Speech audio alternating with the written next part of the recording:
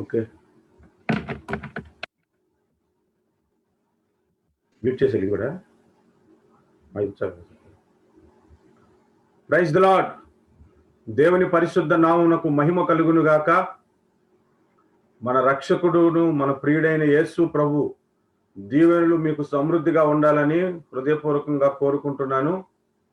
ఈ ఆదివారము ఆరాధనకు మరొకసారి జూమ్లో, ఫేస్బుక్లో వచ్చిన మీ అందరికీ నా శుభములు తెలియజేస్తున్నా. రండి, ప్రారంభ ప్రార్థన చేసుకొని దేవుని వాక్యములోనికి పాటలు పాడి ప్రభు నామమును మహిమపరుద్దాం. దైవ సేవకులు జాన్ కాలేబ్ గారు స్టార్టింగ్ ప్రేయర్ చేయండి. ఓకే, ప్రార్థన చేసుకుందాం. దేవుడు మనకిచ్చిన ఈ యొక్క రెండో వారాన్ని బట్టి దేవునికి కృతజ్ఞతాస్తుతులు స్తోత్రాలు చెల్లిస్తూ మనం ప్రార్థన చేసుకుందాం. ప్రియమైన యేసయ్యా, మీకు వందనాలు చెల్లిస్తా ఉంటున్నాం. ఇప్పటి వరకు ప్రభావ మీరు మమ్మల్ని కాచి కాపాడిన దేవా, మీకు వందనాలు చెల్లిస్తా ఉంటున్నాం. దినములు గడిచిన కొలది ప్రభా మీరు మమ్మల్ని మీ యొక్క రెక్కల నీడలో దాచి ఉంచుతున్న కృపను బట్టి మీకు వందనాలు చెల్లిస్తా ఉంటున్నా. ఈ సాయంత్రకాల సమయంలో ప్రభా తండ్రి, ఈ యొక్క ఆరాధనలో, వర్చువల్ ఆరాధనలో మేమందరం ప్రభా పార్టిసిపేట్ చేయడానికి ఇచ్చిన అవకాశాన్ని బట్టి మీకు వందనాలు చెల్లిస్తా ఉంటున్నాం. తండ్రి, ఈ యొక్క ఆరాధన ద్వారా మీ యొక్క నామాన్ని మహిమపరచుకోమని అడుగుతా ఉంటున్నాం. అలానే పాటల ద్వారా మీ యొక్క నామాన్ని గణపరచుకోండి. అలానే వాక్యముతో ప్రతి ఒక్కరి యొక్క హృదయానికి కావాల్సిన అవసరమైన మాటలు ప్రభావ మీరు అనుగ్రహించమని అడుగుతా ఉంటున్నాం. అలానే ప్రతి ఒక్కరితో మీరు మాట్లాడమని ప్రభావ మీ యొక్క దాసుని ప్రభా సిలువ చాటున ప్రభావ మరుగుపరిచి బలముగా వాడుకోమని అడుగుతా ఉంటున్నాం. ఎందరైతే ప్రభా ఇక జూమ్ లో ప్రభావ పార్టిసిపేట్ అవుతున్నారో అందరితో మీరు మాట్లాడండి. అలానే ఎందరైతే ఫేస్బుక్ లైవ్ లో చూస్తున్నారో వారందరితో కూడా మీరు మాట్లాడి బలపరిచి నడిపించమని, ఈ యొక్క ఆరాధన ప్రభా ప్రారంభం నుండి ప్రభా ముగింపు వరకు మీరే ప్రభా ఆధిపత్యం వహించమని యేసు దివ్యమైన నామములో అడిగి వేడుకుంటున్నాం తండ్రి, ఆమేన్.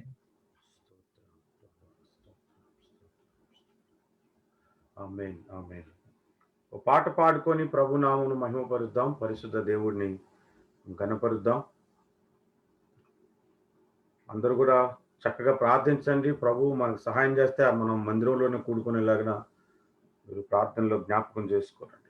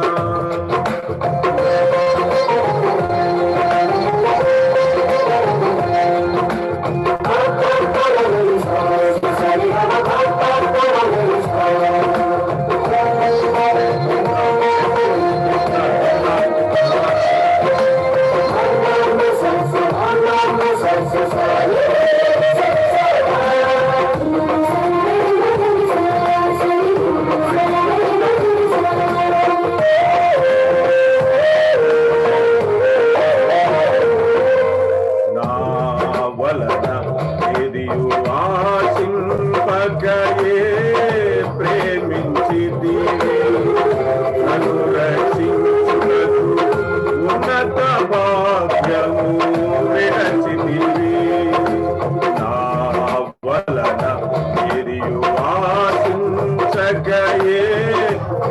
నియమించితివి నన్ను రక్షించుటకు ఉన్నత భాగ్యము విరచితివి సిలువమానుపై రక్తము కాచి రక్షించితివి శాశ్వత కృప పొంది జీవింతును ఇలా నీ కొరకే సిలువమానుపై రక్తము కాచి రక్షించితివి శాశ్వత కృప పొంది జీవింతును ఇలా నీ కొరకే యేసయ్యా కనికర పూర్ణుడా మనోహర ప్రేమకు నిలయుడా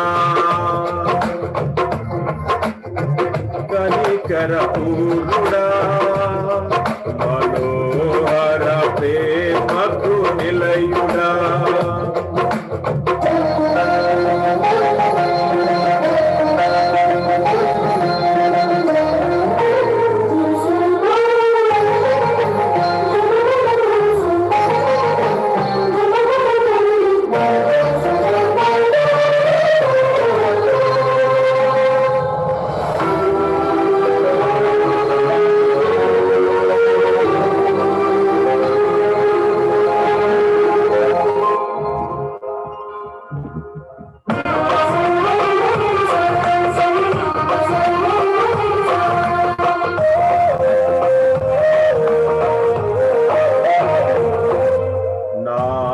కొరకు సర్వము ధారాళముగా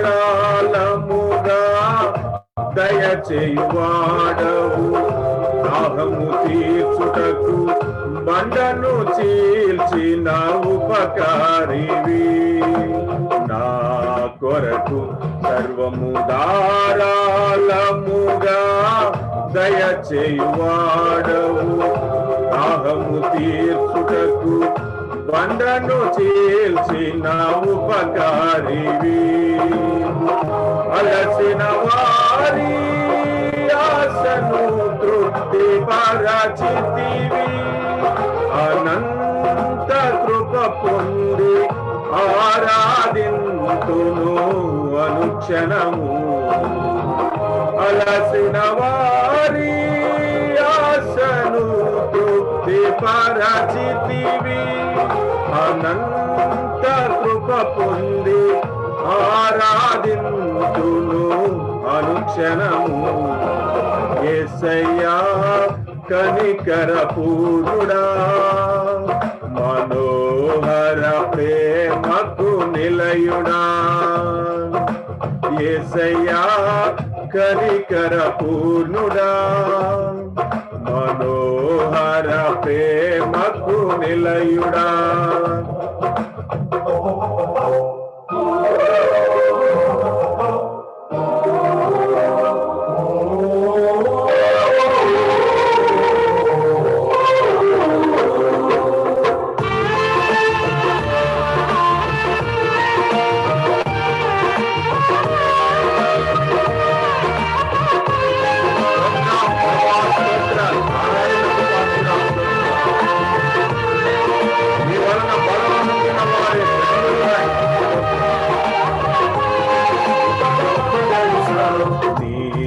వలన బలము నొందిన వారే ధన్యులు నీ సన్నిధి అయిన సీయోనులో వారు నిలిచెదరు నీ వలన బలము నొందిన వారే ధన్యులు నీ సన్నిధి అయిన సీయోనులో వారు నిలిచెదరు నిలువరమైన రాజ్యములో నేను చూచుటకు నిత్యము కృప పొంది సేవించెదను తుది వరకు నిలువరమైన రాజ్యములో నేను చూచుటకు నిత్యము కృప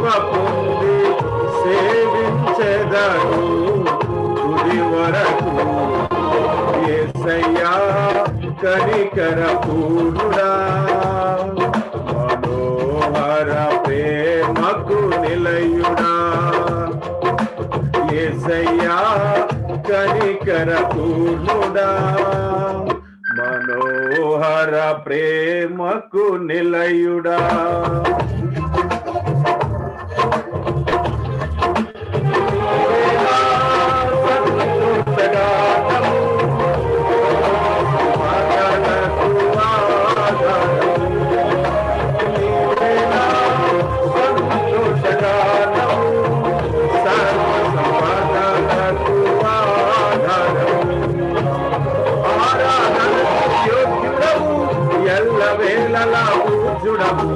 ఆరాధనకు యోగ్యుడవు, ఎల్లవేళలా పూజ్యుడవు. ఆరాధనకు యోగ్యుడవు, ఎల్లవేళలా పూజ్యుడవు. ఎల్లవేళలా పూజ్యుడవు, ఆరాధనకు యోగ్యుడవు. ఎల్లవేళలా పూజ్యుడవు, ఆరాధనకు యోగ్యుడవు. ఎల్లవేళలా పూజ్యుడవు, ఆరాధనకు యోగ్యుడవు. ఎల్లవేళలా పూజ్యుడవు, ఆరాధనకు యోగ్యుడవు. ఆరాధనకు యోగ్యుడవు, ఎల్లవేళలా పూజ్యుడవు. ఆరాధనకు యోగ్యుడవు, ఎల్లవేళలా పూజ్యుడవు. హల్లెలూయా. స్తోత్రం, స్తోత్రం.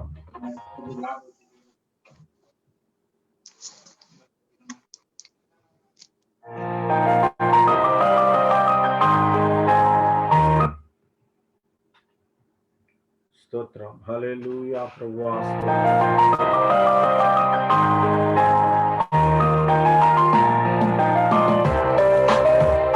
Welcome to Digital Gospel.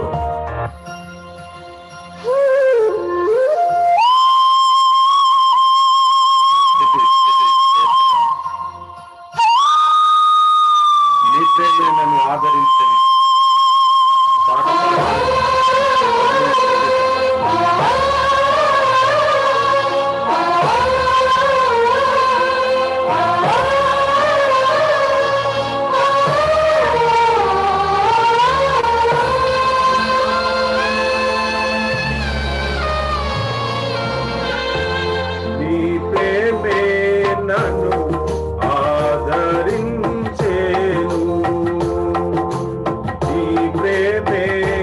నన్ను ఆదరించని సమయోచితమైన నీ కృపయే నన్ను దాచి కాపాడెను. నీ కృపయే దాచి కాపాడెను.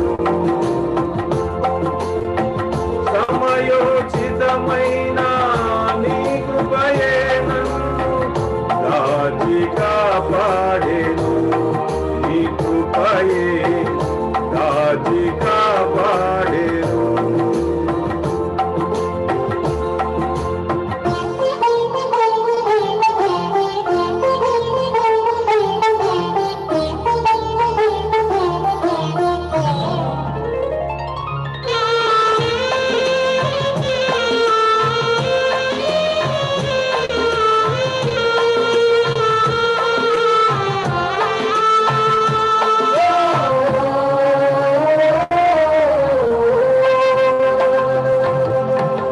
చీకటి కెరటాలలో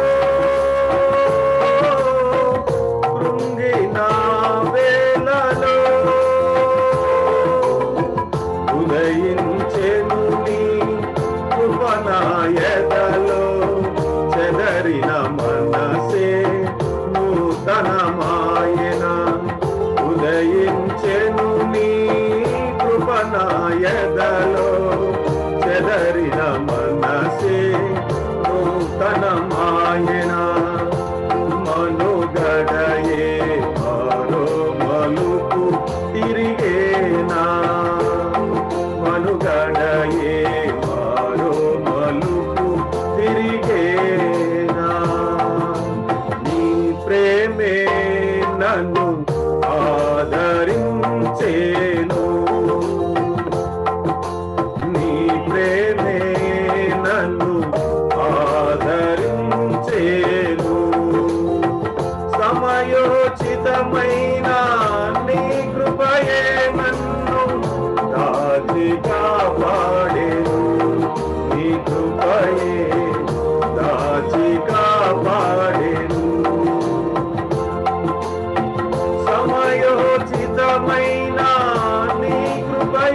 నన్ను దాచి కాపాడెను నీ కృపయే దాచి కాపాడెను.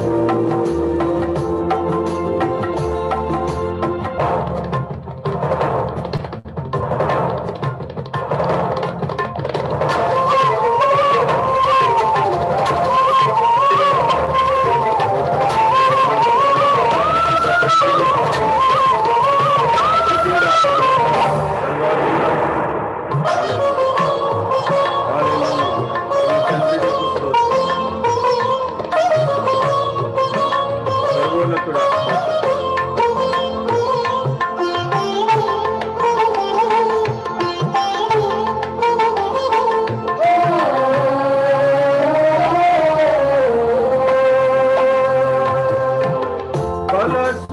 ఫలసూచకమైన మందసమానికై సజీవయాగమై యుక్తమైన సేవకై ఆత్మాభిషేకముతో నన్ను నింపితివా. సజీవయాగమై యుక్తమైన సేవకై ఆత్మాభిషేకముతో నన్ను నింపితివా. సంఘక్షేమమే నా ప్రాణమాయనా సంఘక్షేమమే నా ప్రాణమాయనా.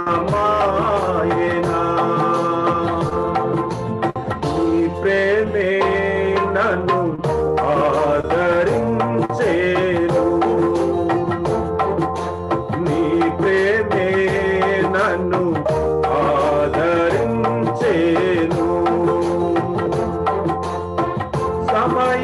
సమయోచితమైన నీ కృపయే నన్ను దాచి కాపాడెను నీ కృపయే దాచి కాపాడెను. సమయోచితమైన నీ కృపయే నన్ను దాచి కాపాడెను నీ కృపయే దాచి కాపాడెను నీ కృపయే దాచి కాపాడెను నీ కృపయే దాచి కాపాడెను. హల్లెలూయా హల్లెలూయా. స్తోత్రం స్తోత్రం స్తోత్రం పరిశుద్ధ స్తోత్రం. జీవాధిపతివైన నా తండ్రి, మహోన్నతుడైన నా తండ్రి, సర్వాధికారివైన నా దేవా, స్తోత్రం పరిశుద్ధ స్తోత్రం. తండ్రి, ఆదివారం నుంచి నీ సన్నిధిలో కూడుకున్న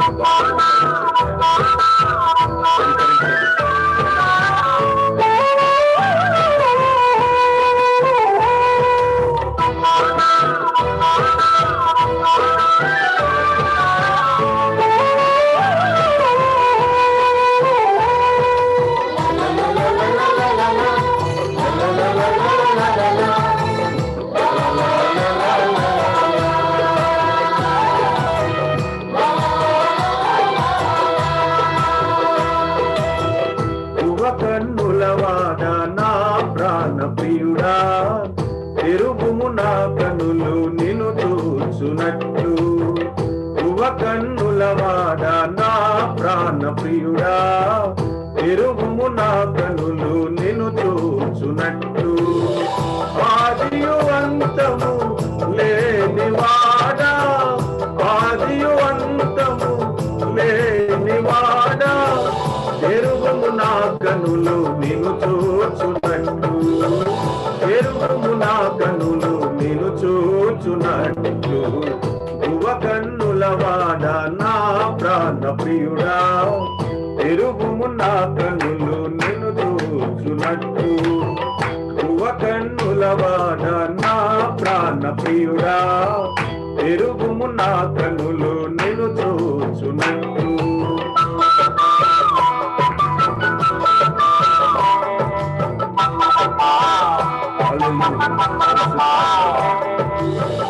ఆరాధనలో పాల్గొన్న ప్రతి ఒక్కరికి ప్రభువైన యేసు దీవించును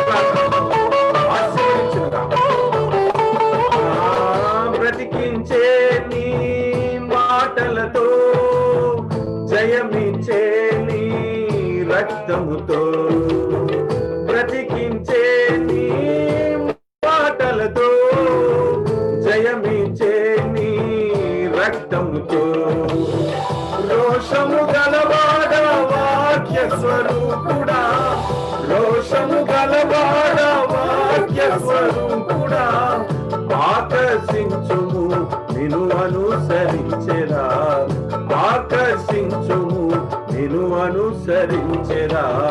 గువ కన్నులవాడ నా ప్రాణ ప్రియుడా, తెరుగుము నా కన్నులు నిన్ను చూచునట్లు. గువ కన్నులవాడ నా ప్రాణ ప్రియుడా, తెరుగుము నా కన్నులు నిన్ను చూచునట్లు.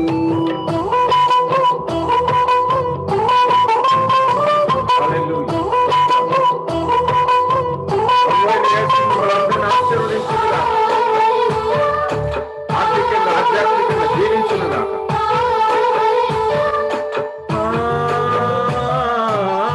జనములను స్వాస్థ్యముగా నాకిమ్ము నజరేయుడా, జనములను స్వాస్థ్యముగా నాకిమ్ము నజరేయుడా.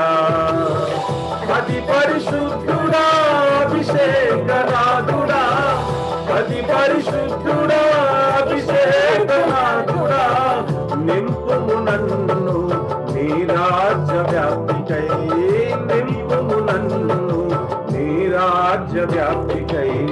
గువ కన్నులవాడ నా ప్రాణ ప్రియుడా, తెరుగుము నా కన్నులు నిన్ను చూచునట్లు.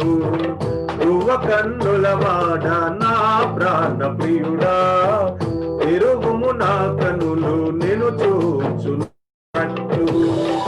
ఆదియు అంతము లేనివాడా, ఆదియు అంతము లేనివాడా, తెరుగుము నా కన్నులు నిన్ను చూచునట్లు. తెరుగుము నా కన్నులు నిన్ను చూచునట్లు. గువ కన్నులవాడ నా ప్రాణ ప్రియుడా, తెరుగుము నా కన్నులు నిన్ను చూచునట్లు. గువ కన్నులవాడ నా ప్రాణ ప్రియుడా, తెరుగుము నా కన్నులు నిన్ను చూచునట్లు. హల్లెలూయా. స్తోత్రం ప్రభువా, స్తోత్రం. ఈ సమయంలో సాక్ష్యాల సమయం. ప్రభు మీ జీవితంలో చేసిన కార్యాలు ఏమైనా ఉంటే మీరు సాక్ష్య రూపమున మీ సాక్ష్యమును పంచుకొనవచ్చు.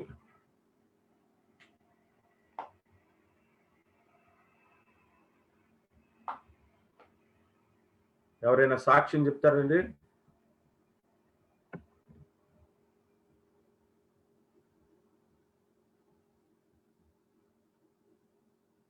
ఎవరు సాక్ష్యం చెప్పరా? ఓకే, అట్లీస్ట్ దేవుడు ఇంతవరకు కరోనా నాకు సోకకుండా కాపాడాడని ఒక మాట మీరు హృదయపూర్వకంగా చెప్పగలుగుతారని చూస్తా ఉన్నాను. అవకాశం ఉంది, ఎవరైనా చెప్పగలుగుతారా?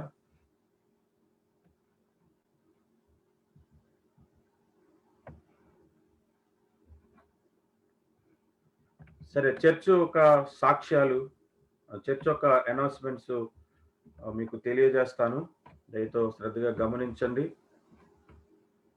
ఈ కమింగ్ సాటర్డే మనకు ప్రేయర్ ఫర్ ద వరల్డ్, ప్రపంచ దేశాల కొరకు ప్రార్థించే కూటము సాయంత్రం 7 గంటల నుండి 9 గంటల వరకు జూమ్లో మనకు ప్రేయర్ మీటింగ్ ఉంటుంది.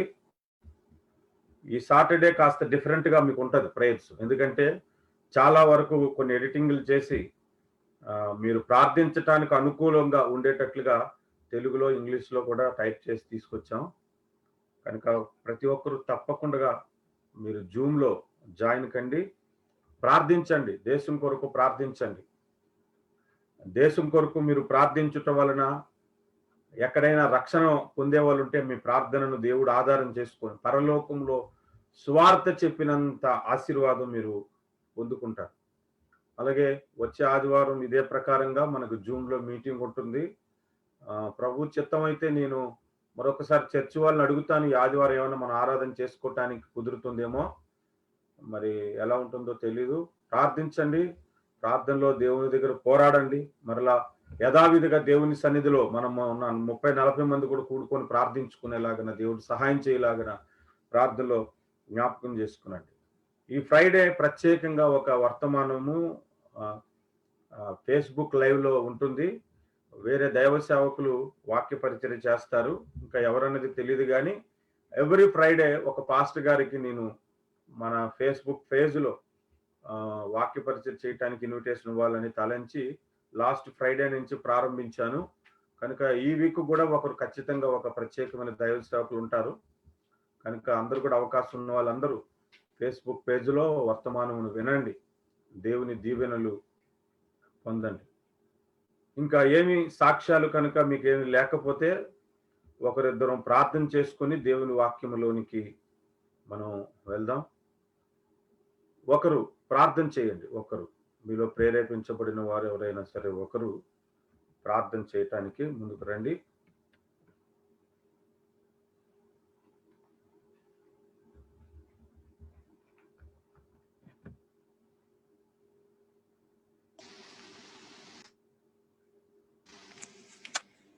స్తోత్రం నాయన తండ్రి, అత్యంత కృప కలిగిన మా యేసయ్య తండ్రి, నీకు వందనములు. స్తోత్రం ప్రభా తండ్రి. అయ్యా తండ్రి, గడిచిన కాలం నుంచి ఇంతవరకు సజీవుని గారు నీ యొక్క రెక్కల కింద భద్రపరుచుకుని కాచి కాపాడిన విధానాన్ని బట్టి నీకు వందనములు. స్తోత్రం ప్రభా తండ్రి. అయ్యా తండ్రి, ఈ యొక్క పరిశుద్ధ ప్రభా తండ్రి, ఈ యొక్క ఆదివారం అందు ప్రభా తండ్రి, ఇటు రీతిగా జూమ్ లో కూడుకోవడానికి నువ్వు ఇచ్చిన టెక్నాలజీ, నువ్వు ఇచ్చిన ఈ యొక్క ధన్యతను బట్టి నీకు వందనములు, స్తుతులు, స్తోత్రం చెల్లించుకుంటున్నాం ప్రభా తండ్రి. ఇక తండ్రి, ఎంతవరకు చేసిన ఆరాధనలో ప్రభా తండ్రి, మీరు మా మధ్య నుండి అయ్యా తండ్రి సంచరించిన విధానాన్ని బట్టి నీకు వందనములు. స్తోత్రం ప్రభా తండ్రి. ప్రభా తండ్రి, మరి ముందున్న సమయాన్ని ఆవతను నీ కృపగల హస్తానికి సమర్పిస్తున్నా తండ్రి. ప్రభా తండ్రి, పాటల్లో మీరు మహిమ పొంది ఉన్నారని మీరు నమ్ముతున్న ప్రభా తండ్రి, వాక్యం విద్యుతున్న దైవజన్ని నీకు పాదాల చెంత ఎత్తుపడుతున్నా తండ్రి. ఏడింతల ఆత్మతో అభిషేకించి గొప్పగా దీవించి ఆశీర్వదించమని ప్రభా తండ్రి, విత్తబడిన వాక్యం ప్రభా తండ్రి మా హృదయంలో పదిలిపరచుకునేలాగా ప్రభా తండ్రి మా హృదయాలను ఆయుత్తుపరచుమని వేడుకుంటున్నాం ప్రభా తండ్రి. నీ యొక్క దాసుని ఏడింతల ఆత్మతో అభిషేకించి, అలాగే తండ్రి వింటున్న మాకు కూడా ప్రభా తండ్రి అదే అభిషేకంతో ప్రభా తండ్రి మేము కూడా విని ఆ వాక్యాన్ని భద్రపరుచుకుని వాక్యానుసారం జీవించి అటు కృపను దయచేయమని మరి ముందున్న సమయాన్ని యావత్తును నీ కృపగా హస్తానికి సమర్పించుకుంటూ మీరే మహిమ ఘనత ప్రభావాలు పొందుకోమని యేసుక్రీస్తు యొక్క శక్తి కలిగిన నామములో అడిగి వేడుకొంచున్నాం తండ్రి. ఆమేన్. మరొకరు ప్రార్థన చేద్దాం.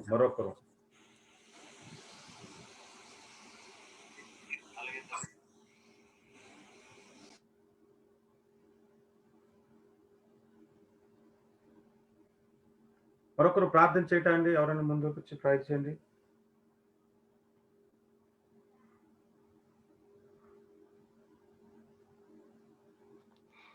పరిశుద్ధుడా, వందనాలు, స్తోత్రాలు నాయన. దీవెనకరమైన మరొక సాయంకాల సమయాన్ని బట్టి ఇదిగో నాయన ఇటు రీతిగా నీ పునరుత్థాన దినాన్ని జరుపుకోవడానికి మా జీవితాల్లో మీరు ఇచ్చిన కృపను బట్టి వందనాలు చెల్లిస్తున్నాం.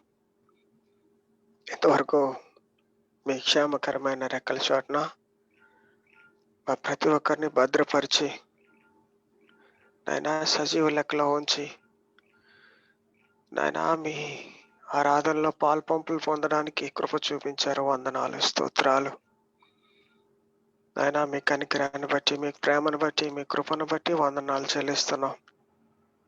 మరొకసారి నాయన నీ బలిపీఠం వైపు ఆశగా చూస్తూ ఉంటుండగా మీ కనికరం కలిగిన స్వరాన్ని ఈ సాయంకాల సమయంలో మేము వినగలుగుటకు మా జీవితాలకు, కుటుంబాలకు నాయన మా సంఘానికి దీవెనకరమైన ప్రయోజనకరమైన వర్తమానం మేము వినగలుగుటకు కృప చూపించండి. మీకు వందనాలు చెల్లిస్తున్నాం.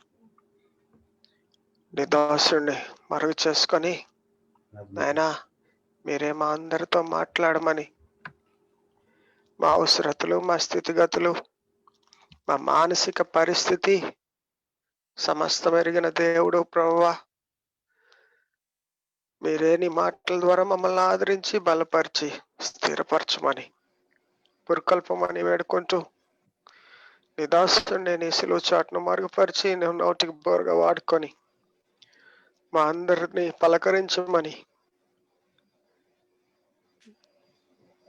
మీ స్వరం కొరకే మీకు వందనాలు చెల్లించుకుంటూ దీవెనకరమైన ఈ సమయాన్ని బట్టి మరొకసారి మమ్మల్ని స్తుతిస్తూ యేసయ్య శక్తి కలిగిన నామంలో చిన్న మనవులు అంగీకరించమని అడిగి వేడుకుంటున్నాం తండ్రి. ఆమేన్. Praise the Lord. దేవునికి మహిమ కలుగును గాక. వాక్యము వినటానికి మీ హృదయాలను సిద్ధపరచుకున్నారని నేను విశ్వసిస్తున్నాను. రండి, పరిశుద్ధ వాక్యములో నుంచి ఇర్మియా గ్రంథము 17వ అధ్యాయము 9-10 వచనాలు చదువుకుందాం. ఇర్మియా గ్రంథము 17వ అధ్యాయము 9-10 వచనాలు. హృదయము అన్నిటికంటే మోసకరమైనది, అది ఘోరమైన వ్యాధి గలది, దాని గ్రహింపగలవాడెవడు? ఒకని ప్రవర్తనను బట్టి వాని క్రియల ఫలము చొప్పున ప్రతీకారము చేయుటకు యెహోవా అను నేను హృదయమును పరిశోధించువాడను, అంతరింద్రియములను పరిశోధించువాడను. ప్రార్థన చేసుకొని పరిశుద్ధ వాక్యమును వివరించుకుందాం. ప్రేమగల నా దేవా, మహాపరిశుద్ధుడు వగు నా దేవా, సర్వశక్తిమంతుడా, నీకు స్తోత్రాలు స్తుతులు చెల్లిస్తూ ఉన్నాను. కృపచూపుటలో ఐశ్వర్యవంతుడు అని నీకు వందనాలు చెల్లిస్తున్నాను స్వామి. ఈ రాత్రికాల సమయంలో మా ప్రార్థనలు అంగీకరించండి, మా విజ్ఞాపనలు అంగీకరించండి. ఇగో నీ పరిశుద్ధ వాక్యమును ఇక్కడ ప్రకటిస్తూ ఉంటుండగా ఆ వాక్య ప్రకారమైన జీవితమును, ఆ వాక్య ప్రకారమైన ఆధ్యాత్మిక సంపదను సంపాదించుకోవటానికి కృప చూపండి. వింటున్న వారందరికీ దీవెనలు దయచేయండి. ఎక్కడెక్కడో ఉండి జూమ్ లో, ఫేస్బుక్ లైవ్ లో వీక్షిస్తున్నటువంటి వారికి, తర్వాత కూడా ఈ వర్తమానం వినబోతున్న వారికి కూడా దీవెనకరముగా ఆధ్యాత్మికమైన మేలులు కలిగించే విధముగా మీరే నా యందుండి నాతో, మాతో, మా అందరితో మాట్లాడమని యేసు నామములో ప్రార్థిస్తున్నాను తండ్రి. ఆమేన్. ఆమేన్. ప్రభునందు ప్రియులారా, హృదయమును గూర్చి బైబిల్ చెబుతున్న సందేశము చాలా విశాలమైనది. బైబిల్ అంతటిలో హృదయమును గూర్చి రాయబడిన సందర్భాలన్నీ కూడా మనం తెచ్చి ఒక చోట పోగేసి అవన్నీ ధ్యానిస్తే అప్పుడు హృదయం అంటే ఏంటో మనకు అర్థమవుతుంది. కానీ అంత సమయము మనకి లేదు. దేవుడిచ్చిన 45 నిమిషాలు లేదా 1 hour సమయంలోనే ప్రభు మీతో మాట్లాడాలనుకున్న విషయాలను మాట్లాడటానికి నేను ప్రయత్నిస్తాను. ప్రభు సహాయం చేస్తాను. బైబిల్లో మనం చూస్తే హృదయానికి బైబిల్లో కొన్ని పోలికలు ఉన్నాయి. మత్తయి సువార్త 3వ అధ్యాయం 19వ వచనంలో హృదయమును పొలముతో పోల్చారు. మీ అందరికీ బాగా తెలుసు. 13వ అధ్యాయం అంతా కూడా ఉపమానాలతో నిండిపోయి ఉంటుంది ఆ అధ్యాయం. అందులో విత్తువాడు విత్తుచుండగా కొన్ని త్రోవ పక్కను, కొన్ని రాతి నేలను, కొన్ని ముండ్ల పొదలోను, కొన్ని మంచి నేలను పడ్డాయంట. ఈ 4 విధాలైనటువంటి స్థలాలను గురించి మాట్లాడుతూ దానిని వివరించేటప్పుడు ప్రభువు మంచి నేలను విత్తబడిన వారు ఎవరనగా వాక్యము లోతుగా పడి 20 దంతులు, 30 దంతులు, 60 దంతులుగా ఫలించువాడని సెలవిస్తూ ఉన్నాం. కాబట్టి వాక్యము ఎవరు హృదయములో పడుతుందో వారిది మంచి నేల అని చెప్పాడు. అలాగే రాతి హృదయాలు కొన్ని ఉంటాయి. అందుకే హృదయానికి 2వ పోలిక రాతి హృదయం, 3వ పోలిక ముళ్ళ పొద, 4వ పద త్రోవ పక్కన అని అన్నాడు, పక్కగా ఉండేది కూడా. ఇలాగా హృదయానికి 4 పోలికలు ఆ అధ్యాయంలో మనకు కనబడతాయి. ఇంకా మనం ఆలోచిస్తే మత్తయి సువార్త 7వ అధ్యాయం 18-23 వచనాలు మీరు చదివితే, అలాగే యెహెజ్కేలు గ్రంథం 3వ అధ్యాయం 1-3 వచనాలు కనుక మీరు చదివితే, హృదయమును కడుపుతో పోల్చబడింది. నరపుత్రుడా, నేనిచ్చు గ్రంథమును నీవు భుజించుము అని దేవుడు చెబుతాడు. అంటే దేవుని వాక్యమును మనం స్వీకరించుట అది మన కడుపులోనికి వెళ్ళుట అనగా హృదయములోనికి వెళ్ళుట అని అర్థం. నీ నోరు బాగుగా తెరువుము, నేను దానిని నింపెదను అని ప్రభు సెలవిచ్చాడు కీర్తన గ్రంథంలో. కనుక కడుపుతో కూడా పోల్చబడింది హృదయము, అలాగే నోటితో కూడా పోల్చబడింది హృదయము. ఇంకా ఆలోచిస్తే మత్తయి సువార్త 23వ అధ్యాయంలో 25-27 వచనాల వరకు మీరు చదువుకుంటే కనుక గిన్నెతో పోల్చబడింది హృదయం. గిన్నెతో పోల్చాడు. శాస్త్రులారా, పరిసయ్యులారా అని ప్రభువు మాట్లాడుతూ, మీరు గిన్నెను వెలుపట బాగా త్రోముదురు కానీ లోపల త్రోమరు, లోపల అతిసేంద్రియముతో ఉన్నదని చెప్పాడు. అంటే గిన్నెతో పోల్చాడు హృదయాన్ని. ఇంకా అదే అధ్యాయంలో 27వ వచనంలో చూస్తే సున్నం కొట్టిన సమాధి అని మాట్లాడుతున్నాడు. అంటే హృదయంలో సమాధి, బయటికేమో రంగులేసుకునే సమాధి లాగా, లోపడేమో చనిపోయినటువంటి శవం, కుళ్ళిపోయిన స్థితిలో హృదయం ఉంటుంది, బయటికేమో మంచి భక్తుల్లాగా కనబడే వ్యక్తులను సమాధితో పోల్చాడు. హృదయానికి చాలా పోలికలు ఉన్నాయి, చాలా పోలికలు ఉన్నాయి. హృదయమును ఇంటితో కూడా పోల్చాడు. మత్తయి సువార్త 12వ అధ్యాయములో దురాత్మను గూర్చిన రాయబడిన అధ్యాయం అదంతా కూడా. ఆ అధ్యాయములో ప్రభు మాట్లాడుతూ అంటాడు, ఒకని అపవిత్రాత్మ ఒకనిలో నుంచి బయటకు పోయిన తర్వాత అది నీరు లేని చోట మరలా తిరిగి తన ఇంటికి తిరిగి రావటానికి ప్రయత్నిస్తుందని అక్కడ మాట్లాడుతూ ఉన్నాడు. కాబట్టి హృదయమును ఇంటితో కూడా పోల్చాడు. అలాగే హృదయము గుండెతో కూడా పోల్చటం జరిగింది. శరీరానికి గుండెకాయ ఎంత ప్రాముఖ్యమో మన ఆధ్యాత్మిక జీవితానికి, మన ఆత్మకు కూడా హృదయము అంత ప్రాముఖ్యమైనది. ఇలాగా బైబిల్లో హృదయానికి చాలా పోలికలు బైబిల్లో రాయబడ్డాయి. అలాగే హృదయము గాయపడుతుందని కూడా బైబిల్లో రాయబడింది. హృదయము గాయపడుతుంది. మీరు అపోస్తల కార్యాలు 2వ అధ్యాయము 37వ వచనం చూస్తే పేతురు ప్రసంగం చేశాడు. పేతురు ప్రసంగం చేసిన తర్వాత వారు హృదయములలో పొడవబడి అని అపోస్తల కార్యాలు 2వ అధ్యాయం 37వ వచనంలో ఉంది. మీరు అక్కడ రాయబడిన మీ బైబిల్ గ్రంథంలో తెరిచి చూసినప్పుడు పుట్టినోట్లో చూస్తే హృదయమునకు గాయమై అని కూడా కనబడుతుంది. అంటే హృదయానికి గాయమయ్యే విధంగా కూడా మాట్లాడొచ్చు. హృదయం నిజంగానే గాయపడుతుంది. ఎలా గాయపడుతుంది అని అంటే, మనం ఎవరినైనా ప్రేమించామనుకోండి, వారు మోసం చేస్తే గాయపడుతుంది. మనం ఎవరినైనా సహాయం చేస్తామనుకోండి, వారు మనకు మోసం చేస్తే గాయపడుతుంది. ఎవరైనా మనకు మోసపు మాటలు చెప్పారనుకోండి, అప్పుడు గాయపడుతుంది. ఎవరైనా మనలను కించపరిచినట్లుగా మాట్లాడారనుకోండి, ఆ మాటలను బట్టి కూడా మన హృదయము గాయపడుతుంది. ఎవరైనా నిన్ను తక్కువ చేసి మాట్లాడారనుకోండి, నీ హృదయము గాయపడుతుంది. ఇలాగ అనేక విధాలుగా హృదయము గాయపడుతుంది. అయితే నేను ఒక మాట చెబుతున్నాను, ఎప్పుడైనా దేవుని వాక్యము చెప్పినప్పుడు నీ హృదయానికి గాయం అయ్యిందా? ఎప్పుడైనా దేవుని వాక్యము చేత మాట్లాడుతున్నప్పుడు, దేవుడు వాక్యము చేత నిన్ను స్పందిస్తున్నప్పుడు నీ హృదయానికి ఆ మాటలు తగిలాయా? తగిలితే నీ ధన్యుడవు. నీ జీవితం మారటానికి దేవుడు మార్గాలు తెరిచాడని అర్థం. హృదయాన్ని తలుపుతో కూడా పోల్చాడు బైబిల్లో. లుదియాకు సువార్త పౌలు ప్రకటిస్తున్నప్పుడు లుదియా హృదయము దేవుడు తెరిచాడంట. కనుక హృదయానికి ఎన్నో పోలికలు ఉన్నాయి. హృదయానికి గాయం అవుతుందని కూడా బైబిల్ చెబుతుంది. మీరు చూస్తే లూకా సువార్త 24వ అధ్యాయం 32వ వచనంలో యేసు ప్రభు వారు మృతుల్లోంచి లేచిన తర్వాత ఎమ్మాయి మార్గం ఎదురు నడుచుకొని వెళ్ళిపోతుంటే వారి ఎదుట మారు రూపము గలవాడే వారితో పాటు నడుస్తూ యేసు ప్రభు వారు వెళ్ళారు. వారితో మాట్లాడుతూ వారి ఇంటి దాకా వెళ్ళిపోయారు. వారు డిన్నర్ టైం అయిపోయింది. డిన్నర్ చేస్తున్నప్పుడు ప్రభువు రొట్టె విరిచే పద్ధతిని చూసి ఈయన ప్రభు అని గుర్తుపట్టారు. అంతటితో యేసు ప్రభు వారు అదృశ్యుడైపోయారు. అప్పుడు వాళ్ళిద్దరూ కలిసి మాట్లాడుకుంటున్నారు. ఆయన మాట్లాడుతున్నప్పుడు మన హృదయములలో మండుచుండలేదా అని అన్నారు. అంటే హృదయము మండుతుంది కూడా. ఎప్పుడైనా దేవుని వాక్యము చెప్పినప్పుడు మీ హృదయాలు మండాయా? దేవుని కొరకు జీవించాలని మీ హృదయము కాల్చబడిందా? మీ గుండెల్లో మంట కలిగిందా అని పరిశుద్ధాత్మ దేవుడు నీతో మాట్లాడుతున్నాడు. గమనించండి, నేను చెప్పాలనుకున్న సబ్జెక్ట్ ఏంటంటే శుద్ధ హృదయమును గురించి చెప్పాలనుకున్నాను. దానికి ముందు అవసరమైన కొన్ని సంగతులు మీ ముందుకు నేను తీసుకొస్తున్నాను. హృదయానికి పోలికలు ఉన్నాయి. హృదయము గాయపడుతుంది, హృదయము మండించబడుతుంది అనే విషయాలు మనం నేర్చుకున్నాం. దావీదు భక్తుడు అంటాడు, నా హృదయమును విశాలపరచుము అని అన్నాడు.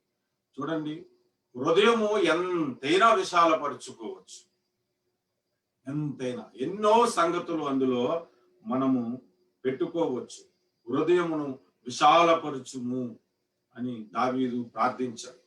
హృదయము దేనితో పోల్చొచ్చు అంటే బైబిల్లో లేకపోయినా నేను మీకు కొన్ని సంగతులు తెలియజేస్తాను. హృదయమును ఒక థంబ్ డ్రైవ్ తో పోల్చొచ్చు. థంబ్ డ్రైవ్ తో అంటే మీకు తెలుసు కదా, మన ల్యాప్టాప్ కో కంప్యూటర్ కో థంబ్ డ్రైవ్ పెట్టుకున్నాం అనుకో, అందులో కొన్ని ఫైల్స్ పెట్టుకోవచ్చు. అది చాలా చిన్నదిగా ఉంటుంది, మనం ఎక్కడికైనా అది తీసుకెళ్ళిపోవచ్చు. అందులో కొన్ని ఫైల్స్ ఉంటాయి. నేను పోలీ ఎడిట్ అనే కంపెనీలో జాయిన్ అయినప్పుడు నాతో పాటు ఒక తమిళ వ్యక్తి పరిచయంగా ఉండేవాడు. అతడు నేను జాయిన్ అయిన 2 నెలలకు రిజైన్ చేసి వెళ్ళిపోయాడు. వెళ్ళిపోయిన తర్వాత అతని టేబుల్ ని నాకు ఇచ్చేసారనమాట. ఈ టేబుల్ ఈ రోజు నుంచి నువ్వు వాడుకోని. ఆ టేబుల్లో మొత్తం అంతా క్లీన్ చేస్తుంటే అందులో ఒక థంబ్ డ్రైవ్ దొరికింది. అది అతనిది. నేనేం చేశానంటే ఆ థంబ్ డ్రైవ్ నా టేబుల్లోనే ఒక కార్నర్ లో పెట్టేసి వదిలేశాను. ఒకవేళ ఎప్పుడైనా థంబ్ డ్రైవ్ వరకు తిరిగి వస్తే ఇచ్చేద్దామని. 1 సంవత్సరం అయింది, 2 సంవత్సరాలు అయింది, ఆ వ్యక్తి రాలేదు. తర్వాత ఒక రోజు నా టేబుల్ క్లీన్ చేస్తుంటుంటే ఆ థంబ్ డ్రైవ్ నాకు దొరికింది. చాలా కాలం అయింది, థంబ్ డ్రైవ్ అసలు ఏముందో చూద్దామని నేను నా ల్యాప్టాప్ కి కనెక్ట్ చేసుకొని చూస్తే అందులో తమిళ సినిమాలు ఉన్నాయి, తమిళ పాటలు ఉన్నాయి, ఇంకా చూడకూడని చెత్త వీడియోలు ఉన్నాయి, ఇంకా ఫ్యామిలీ ఫొటోస్ ఉన్నాయి, అతను పర్సనల్ ఫొటోస్ ఉన్నాయి.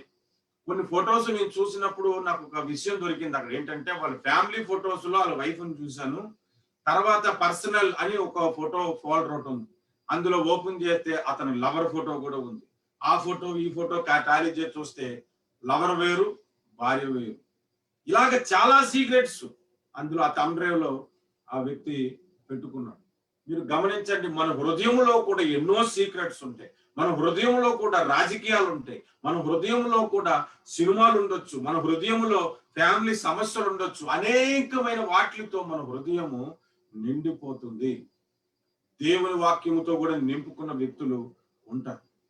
మీరు బాగా గమనిస్తే హృదయాన్ని థంబ్ డ్రైవ్ తో ఎందుకు పోల్చానంటే, అసలు థంబ్ డ్రైవ్ కైనా ఒక లిమిటెడ్ జీబీ ఉంటుంది. 10 GB అనో, లేదంటే 50 GB అనో, లేకపోతే 100 GB అనో ఒక లిమిటెడ్ ఉంటుంది. హృదయానికి లిమిటెడ్ లేదు, అన్లిమిటెడ్ జీబీ. నువ్వు ఎన్నైనా అందులో పెట్టుకోవచ్చు. చిన్నప్పటి నుంచి నువ్వు చదివిన చదువు పెట్టుకోవచ్చు, నువ్వు నేర్చుకున్న జ్ఞానం పెట్టుకోవచ్చు, నువ్వు ఏదేది నేర్చుకున్నావో అంతా నీ హృదయంలో స్టోరేజ్ అయిపోతుంది. అందుకని స్టోరేజ్ తో దాన్ని పోల్చుకోవచ్చు. ఒక బీరువాతో కూడా పోల్చుకోవచ్చు.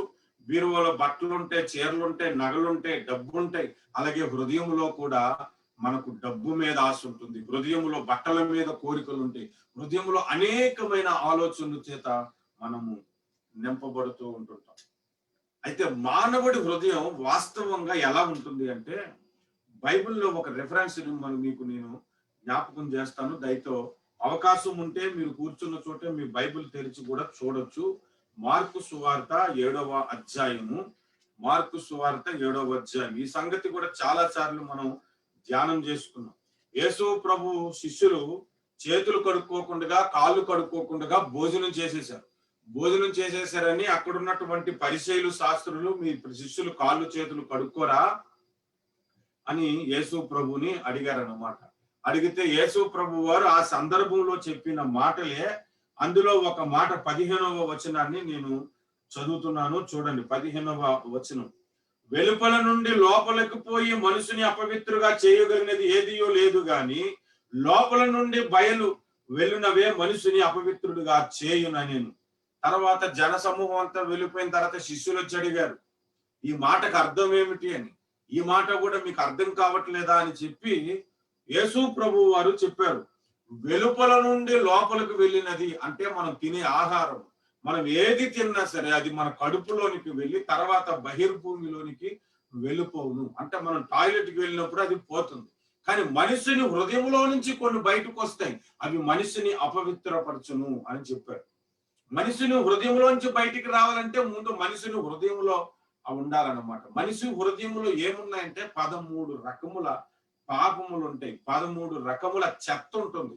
ఆ 13 రకముల చెత్త 22వ వచనంలో మనకు కనబడుతుంది. మీరు లెక్కేసుకోవచ్చు. 21, 22 వచనాలు నేను చదువుతాను, చూడండి. లోపల నుండి అనగా మనుషుల హృదయములో నుండి దురాలోచనలు 1, చారత్వములు 2, దొంగతనములు 3, నరహత్యలు 4, వ్యభిచారములు 5, లోభములు 6, చెడుతనములు 7, కృత్రిమమును 8, కామ వికారమును 9, మత్సరమును 10, దేవదూషణ, అహంభావను, అవివేకును ఈ 3 కలిపితే మొత్తం 13 ఆ, లక్షణాలు హృదయంలో దాగి ఉంటాయి. ఈ 13 లక్షణాలు మనిషి హృదయంలోనికి ఆదాము దగ్గర నుండి మనిషి హృదయంలోనికి ఒక్కొక్కటిగా రావటం మొదలైందన్నమాట. ఆదాము ఆజ్ఞ అతిక్రమించాడు, అప్పుడు నుండి హృదయంలోనికి ఆజ్ఞ అతిక్రమించేది వచ్చింది. ఆ తర్వాత చూస్తే కయ్యూను హేబేలును చంపేశాడు, అప్పుడు నుండి నరహత్యలు హృదయంలోనికి వచ్చాయి. మనలో చాలా సార్లు మర్డర్ చేయకపోయినా మర్డర్ చేయాలంత కోపం వచ్చేస్తుంది కొంతమంది మీద కదా. అసలు బైబిల్లో మీరు చూస్తే నేరాలు ఘోరాలని సీరియల్ బైబిల్లో 4వ అధ్యాయంలోనే ప్రారంభమైంది. మొట్టమొదటిగా కయ్యూనే హేబేలుని చంపేశాడు. అలాగా నోవాహు కాలంలోనికి వస్తే, నోవాహు కాలంలోనికి 9వ అధ్యాయం చూడండి, క్షమించండి, ఆదికాండము 6వ అధ్యాయం మీరు చూస్తే 6వ అధ్యాయంలో నరులకు హృదయము చెడిపోయిందంట. 5వ వచనం చూడండి, నరులు చెడుతనము భూమి మీద గొప్పదనియు వారు హృదయము యొక్క తలంపులోని ఊహంతయు ఎల్లప్పుడూ కేవలము చెడ్డదనియు యెహోవా చూచి అన్నాడు. అంటే హృదయము కంప్లీట్ గా చెడిపోయింది నోవాహు కాలంలో.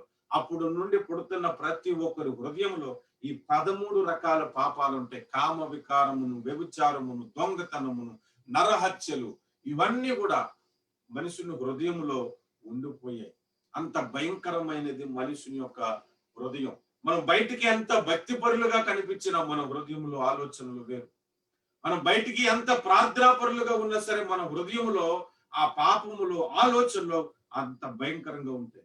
మీకు మీరు మనస్సాక్షిగా మీరు ఆలోచించుకోనండి. మీరు ఒక వైట్ పేపర్ తీసుకొని ఒక పెన్ను పట్టుకొని ఒక రోజంతా మీ హృదయంలో ఎన్ని చెడు తలంపులు వచ్చే రాసుకోనండి. తర్వాత 2 రోజులు రాసుకోండి, 3 రోజులు రాసుకోండి. ఒక నెల రోజులు మీ హృదయంలో కలిగిన చెడు తలంపులు, ఒకే చెడు తలంపు ఎన్నిసార్లు కలిగింది అన్నది మీరు రాసుకుంటే, ఆ పేపర్ ఒకసారి చదువుకుంటే మీ అంత దుర్మార్గుడు ఇంకొకటి లేడని మీకే అర్థమైపోతుంది. నేను ఎంత భయంకరమైన వ్యక్తినా నేను అని మీకే అర్థమైపోతుంది. అంత భయంకరంగా ఉంటుంది మానవుని హృదయం. అలాంటి హృదయమును గురించి బైబిల్ ఏం చెబుతుందంటే మోసకరమైనది, వ్యాధి గలది అని చెబుతుంది బైబిల్. మన మూలవచనంలో అదే మనం చదువుకున్నాం. హృదయము మోసకరమైనది, వ్యాధి గలది. ఈ హృదయానికి ఇంకొక లక్షణం ఉంది. ఎవరి వైపైనా తిరిగిపోయే అవకాశం ఉన్నది. సైతాను వైపు తిరిగిపోవచ్చు, దేవుని వైపు తిరిగిపోవచ్చు, ఈ తల్లిదండ్రుల వైపు తిరిగిపోవచ్చు.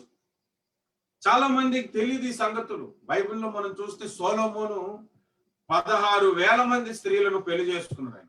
ఆయన 16,000 మంది. అసలు ఒక భార్య ఉంటేనే లాక్కోలేక పీక్కోలేక బాధలు పడతా ఉంటుంటాం. మరి 16,000 మందిని పెళ్లి చేసుకున్నాడు. మరి అతను హృదయాన్ని తిప్పారు. మీరు నెహెమ్యా గ్రంథం మీరు చదివితే 13వ అధ్యాయంలో సొలొమోను అన్యజనులను పెళ్లి చేసుకున్నట వలన అతని భార్యలు విగ్రహముల వైపు, విగ్రహారాధన వైపు అతని హృదయమును త్రిప్పివేసేస్తారట. కొంతమంది భార్యలు భర్తను తన వైపు త్రిప్పేసుకుంటారు. కొంతమంది భర్తలు తన భార్యను తన వైపుకు త్రిప్పేసుకుంటారు. కొంతమంది తల్లులు తన కుమారులు తన వైపుకు త్రిప్పేసుకుంటారు. వాడి ఇంకా భార్య దగ్గరకు పొమ్మన్న పోడు. కొంతమంది భార్యలు తన హృదయమును, భర్త హృదయము తన వైపు తిప్పేసుకుంటే తల్లిదండ్రులు ఇంకా పట్టించుకోరు. ఇలా ఒక్కొక్కరు ఒక్కొక్క హృదయం ఇంకొకరి హృదయాన్ని కూడా త్రిప్పేసుకునే స్థితి ఉంటుంది. నేను బైబిల్ వాక్యమును బోధిస్తున్న నేను ఈ సమయంలో మీతో మాట్లాడుతున్నాను. దేవుని వాక్యము వైపు మీ హృదయం ఎప్పుడైనా తిరిగిందా? దేవుని తలంపుల వైపు మీ హృదయం ఎప్పుడైనా తిరిగిందా? దేవుని కార్యాలు చేయాలని మీ హృదయం ఎప్పుడైనా దేవుని వైపు మీరు త్రిప్పుకున్నారా? మీరు ఆలోచించండి, బాగా ఆలోచన చేయండి. ఇశ్రాయేలీలు ఐగుప్తు నుండి విడిపింపబడిన తర్వాత కూడా వాళ్ళ హృదయములో ఐగుప్తులో వంటలు బాగుండేవి, అక్కడ కూరగాయలు బాగుండేవి, ఉల్లిపాయలు ఆలుగడ్డలు బాగుండేవి, కాకరకాయలు బాగుండేవి, అక్కడ మటన్ తినేవాళ్ళం, అక్కడ బీఫ్ తినేవాళ్ళం, అక్కడ ఎంతో బాగుండేది. ఈ మన్నా మాకు నచ్చలేదని అన్నారు. చూడండి, ఎంత కాలము మన ఆధ్యాత్మిక జీవితంలో ప్రయాణం చేస్తున్నా మన హృదయములో ఈ లోకపు తలంపులు ఉండిపోతూనే ఉంటాయి. హృదయములో వారు ఐగుప్తికి పోగోరారంట. అపోస్తుల కార్యాలు 7వ అధ్యాయం దైత్వం మీరు చదువుకున్న తర్వాత వాళ్ళు హృదయంలో ఐగుప్తికి వెళ్ళిపోవాలనుకున్నారంట. అందుకే వారిలో అనేకులు కనానులో ప్రవేశించలేకపోయారు. మరి నీ హృదయం ఎలాగుంది? ఎప్పటికైనా నేను దేవుని రాజ్యానికి వెళ్ళిపోతాననే స్థితిలో ఉందా, లేదంటే లోకంలో కలిసిపోదామనే ప్రేరేపణతో ఉందా? మీరు ఆలోచించండి. మీ హృదయము ఏ స్థితిలో ఉన్నా సరే ఈ రాత్రికాల సమయంలో మీ హృదయమును దేవునికి ఇస్తే, సామెతల గ్రంథంలో రాయబడి ఉంది కదా, నా కుమారుడా నీ హృదయమును నాకిమ్ము అని అన్నాడు. నీ హృదయము దేవునికి ఇచ్చే. దేవునికి ఎలాగిచ్చేస్తావు అంటే అది మనలో కదా ఉంటుంది. ఎలాగిచ్చేస్తావు? నీ గుండె నాకు ఇచ్చే అంటే ఇవ్వలేం కదా అని మీరు అనొచ్చు. మనలో ఉన్న గుండె ఇవ్వలేము, మనలో ఉన్న పేగులు ఇవ్వలేము, మనలో ఉన్న ఎముకలు ఇవ్వలేము ఎదుటి వ్యక్తికి.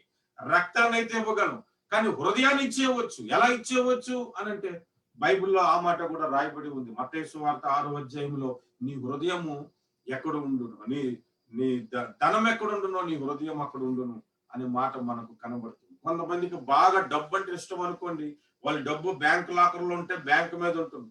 వాళ్ళకి బాగా కొడుకు అంటే ఇష్టం అనుకోండి, వాళ్ళ కొడుకు సింగపూర్ లో ఉన్నా, వాళ్ళ కొడుకు అమెరికాలో ఉన్నా అక్కడ తిరుగుతుంది. ఎవరైనా ఒక అమ్మాయిని బాగా ఇష్టపడ్డాడు, లేదా అబ్బాయి ఇష్టపడింది అమ్మాయిని బాగా ప్రేమిస్తుంది, అతను హృదయం ఎంతసేపు అక్కడే ఉంటుంది, ఆమె దగ్గర ఉండదు. మన హృదయం మన దగ్గర ఉండకుండా ఎక్కడికైనా వెళ్ళిపోవచ్చు. కానీ దేవుడు అడుగుతున్నాడు, నీ హృదయం నాకు ఇమ్మని. నీ హృదయం దేవునికి ఇచ్చేస్తే దినమంతా ఆయన ఆలోచనలతో గడుపుతావు. పడుకొని లేచినప్పటి నుంచి పడుకునేంత వరకు ఆయన ఆలోచనలతో ఉంటావు. ఆయన స్వాధీనంలో నీవు ఉంటావు. కనుక నీ హృదయమును దేవుడికి ఇచ్చే. దేవుడు నిన్ను అడుగుతున్నాడు, నీ హృదయమును నాకు ఇమ్మని.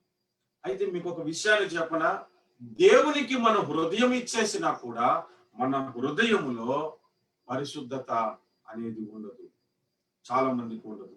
మీకు ఒక క్లారిటీ ఇచ్చి శుద్ధ హృదయము వలన కలిగే లాభాలేంటో నేను మీకు తెలియజేస్తాను. ఇప్పుడు దాకా నేను ఇంకా వాక్యాన్ని ప్రకటించలేదని అనుకుంటున్నాను. వాక్యానికి కావలసిన ఇంట్రడక్షన్ మీకు ఇచ్చానని, ఉపోద్ఘాతమునే మీకు చెప్పానని నేను తలస్తున్నాను. హృదయంలో అనేకమైన చెడ్డ తలంపులు ఉంటాయి. చాలా కాలం క్రిందట ఒక సహోదరుడు నా దగ్గరకు వచ్చాడు. అన్నా, నేను రక్షణ పొంది 10 సంవత్సరాలు అయింది, ఇప్పటికి కూడా నా హృదయంలో చెడు తలంపులు వస్తూనే ఉంటాయి, నా హృదయంలో పాపపు ఆలోచనలు వస్తూనే ఉంటాయి. ఎలాగన్నా వీటి నుండి నేను ఎలా విడుదల పొందాలి అని నన్ను అడిగాడు. అడిగితే నేను చెప్పాను, వాటి నుండి నువ్వు విడుదల పొందాలి అంటే చాలా కష్టము. ఎప్పుడు విడుదల పొందుతాము అంటే ఈ శరీరము లేకుండా పోయినప్పుడు, అప్పుడు కంప్లీట్ గా విడుదల కలుగుతుంది.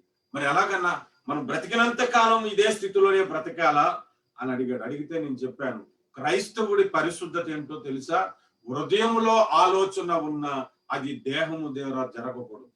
అప్పుడు దేవుడు నువ్వు చేసింది, నీ హృదయంలో ఉన్న ఆలోచనను తప్పుగా దేవుడు ఎంచడు. ఒక కీలకమైన వచనాన్ని నేను మీ చేత మీకు చూపెడతాను, మీరు కూడా చూడండి. అవకాశం ఉంటే బైబిల్ తెరిచి మీరు చదువుకోనండి. నేను ఆ వచనాన్ని వివరించడానికి ప్రయత్నం చేస్తాను. కొరింథీయులకు రాసిన 2వ పత్రిక 5వ అధ్యాయము 10వ వచనం.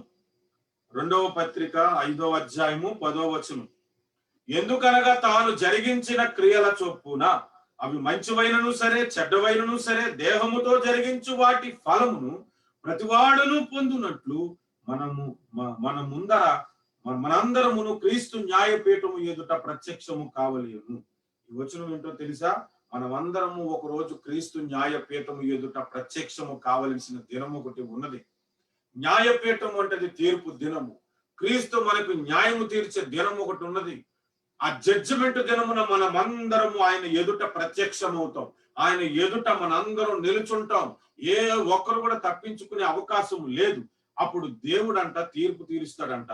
చూడండి, 10వ వచనంలోనే మొదటి మాటలు ఏముంది? తాను జరిగించిన క్రియల చొప్పున అన్నాడు. తాను జరిగించిన క్రియల చొప్పున అనేది మీరు రౌండ్ అప్ చేసుకోండి.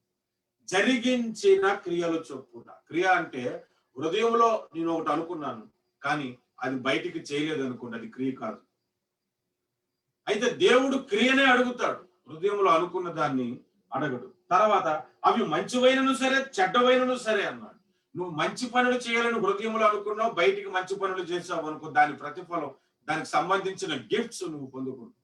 నీ హృదయంలో చెడ్డదనుకున్నావు, ఆ చెడ్డ కార్యమును నువ్వు బయట క్రియ రూపంలో చేసావు, దానికి కూడా దేవుడు నీకు బహుమతి ఇచ్చి నీ బహుమతిని తీసివేస్తాడు.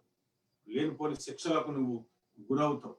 అలాగే ఇంకా మనం చదివితే దేహముతో జరిగించు వాటి ఫలమునని చాలా క్లియర్ గా చెప్పాడు. అంటే దేహముతో జరగనివి నీ హృదయములో ఎలాంటి పాపములున్నా, దేహముతో జరగనివి నీ హృదయములో ఎలాంటి తలంపులున్నా, అవి చెడ్డవైన మంచివైన దేవుడు లెక్క అడగడు.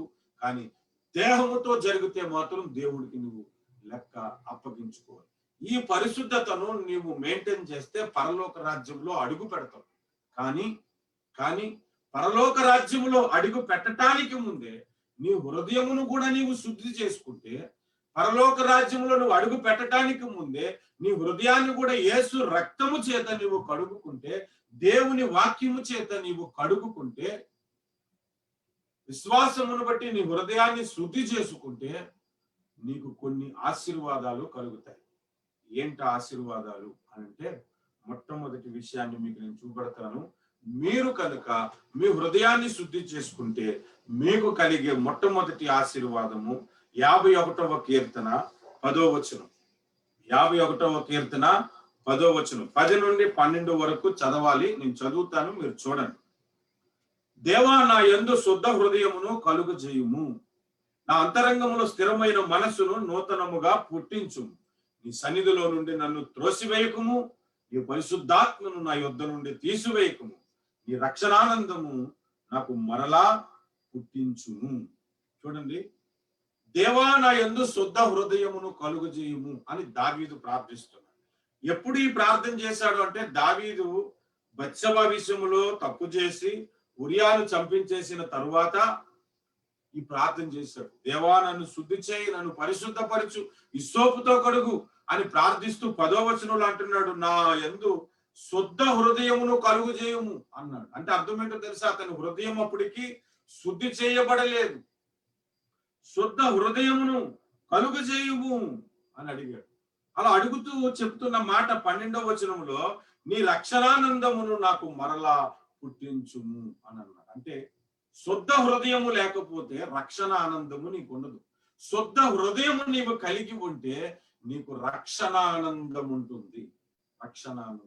నువ్వు రక్షించబడిన నీవు రక్షణను బట్టి సంతోషించాలంటే, రక్షణను బట్టి నీవు హర్షించాలి అంటే, రక్షణను బట్టి నీవు సంతోష గానములు చేయాలి అంటే నీ హృదయము శుద్ధి అవ్వాలి. నీ హృదయము యేసు రక్తము చేత కడగబడాలి. నీ హృదయము దేవుని వాక్యము చేత శుద్ధి చేయబడాలి. నీ హృదయము విశ్వాసము చేత శుద్ధి చేయబడాలి. అప్పుడే రక్షణానందము నీకు కలుగుతుంది. అప్పుడే రక్షణ ఆనందము చేత నువ్వు కేకలు వేయగలుగుతావు. రక్షణ ఆనందమును సమృద్ధిగా నీవు అనుభవించగలుగుతావు. కొంతమంది పాపం చేసిన తర్వాత రక్షణ ఆనందం కోల్పోతుంది. రక్షణ పోగొట్టుకోడు వెంటనే, కానీ రక్షణ ఆనందం మొదట పోతుంది. ఇదే మీకు సూచన. మీరు రక్షణలోంచి తొలగిపోవటానికి మొట్టమొదటి స్టెప్ ఏంటో తెలుసా?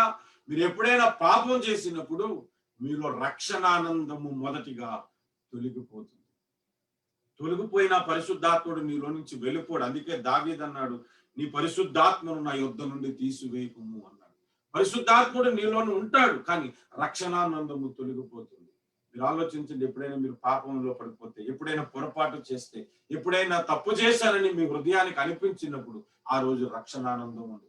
రక్షణ పొందిన వ్యక్తిలాగా సంతోషంగా దేవుని సన్నిధిలో నువ్వు గడపలేవు. దేవుని బట్టి ఆనందించలేవు, ప్రార్థించలేవు, గ్రంథం చదవలేవు. కారణం ఏంటో తెలుసా? నీ హృదయము శుద్ధి చేయబడకపోతే హృదయంలో రక్షణ ఆనందమును నీవు కోల్పోతావు. అందుకే మనం పాటలు పాడుకుంటాం, రక్షణ పొందినవాడు. సంతోషమే సమాధానమే, సంతోషమే సమాధానమే, సంతోషమే సమాధానమే, యేసు నాలోకి వచ్చినందునా. మనం హృదయంలో సంతోషం ఎల్లప్పుడూ ఉండాలంటే నీ హృదయమును శుద్ధి చేసుకోవాలి. ప్రభు సన్నిధిలో ప్రార్థించండి, ప్రభువా నీ రక్తముతో నన్ను కడుగు, ఈ కామ వికారతను కడుగు, ఈ దొంగతనపు ఆలోచనలు కడుగు, ఈ వ్యభిచారపు ఆలోచనలను కడుగు, అవివేకం నుంచి తీసివేయి, నా హృదయము నీ చేతికి అప్పగించుకుంటున్నాను, నన్ను శుద్ధి చేయని నీ హృదయమును కొరకు నువ్వు ప్రార్థించుకో.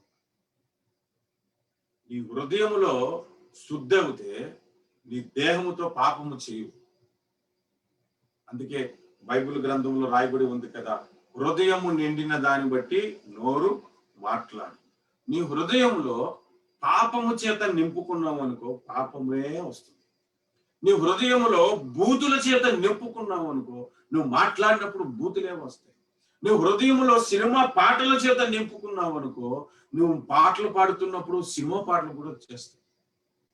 ఒకసారి నేను పనిచేస్తున్న సమయంలో, నేను ఎప్పుడు కూడా పని చేసుకున్నప్పుడు ఎక్కువగా నా ప్రభు పాటలు హమ్ చేసుకుంటా ఉంటాను. ఒకసారి ఒక అన్యుడితో నేను పని చేస్తా ఉన్నాను. వాడు ఉదయం నుండి సాయంత్రం దాకా ఒక సినిమా పాట పాడుతూనే ఉన్నాడు నా దగ్గర. పాడుతా ఉన్నప్పుడు నేను వాడితో పని చేస్తే ఆ పాట వింటున్నాను. సాయంత్రం డ్యూటీ అయిపోయింది, ఎవరికి వారం పంచులు కొట్టేసాం. అతను అత్తరింటికి వెళ్ళిపోయాడు, నేను మా ఇంటికి వచ్చేసాను.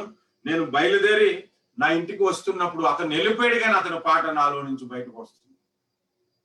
నీ హృదయంలోనికి ఏది వెళ్తే అదే నోటిలో నుంచి బయటకు వస్తుంది. అందుకని నీ హృదయంలో ఉన్నది ముందు కడుక్కోవాలి అంటే, నీ హృదయంలో ఉన్న 13 లక్షణాలు కలిగిన ఆ దుర్లక్షణాలన్నీ కూడా కడుక్కోవాలి మొదటిగా. అప్పుడు రక్షణానందము నీకు సమృద్ధిగా కలుగుతుంది. హృదయము శుద్ధి చేసుకోవటం వలన కలిగే మొట్టమొదటి లాభం ఏంటో తెలుసా? రక్షణ ఆనందము. రెండో విషయాన్ని మీకు బైబిల్లో చూపెడుతున్నాను. పాయింట్ 2 మత్తయి సువార్త 5వ అధ్యాయము 8వ వచనం.